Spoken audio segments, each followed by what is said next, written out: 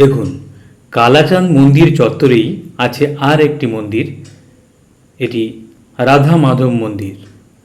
কালাচাঁদ মন্দির ঢোকার ঠিক আগেই দেখুন, মন্দিরটির সামনেই দেখতে পাচ্ছি একটি নাট মন্দির। যাই হোক, এই মন্দিরটি 1737 খ্রিস্টাব্দে মল্লরাজা গোপাল সিংহের পুত্র শ্রীকৃষ্ণ সিংহের মহিষী শ্রী চূড়ামণি এই সৌধটি উৎসর্গ করেন কৃষ্ণ রাধিকার উদ্দেশ্যে। রাধা মাধব মন্দির। শ্রীরাধিকা মাধব প্রীতৈ সৌধমিদং সুধাঙ্ক বিমলং মাঘে দাদৈ চিত্রিতং লেখা আছে মন্দির রেখোতে।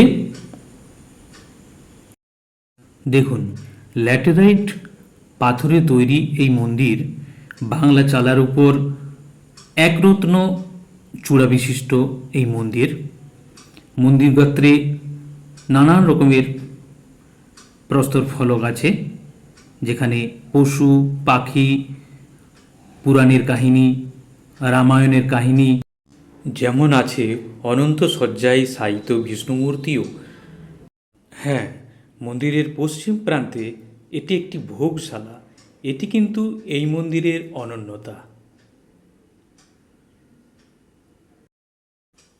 দেখুন, রাধা মাধব মন্দিরের পূর্ব প্রান্তে থাকা দুই চালা বিশিষ্ট এটি একটি নহবতখানা।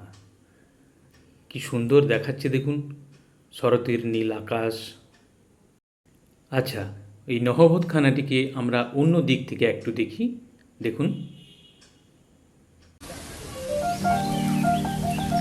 বেশ গাছগাছালিতে ভরা এই চত্বর।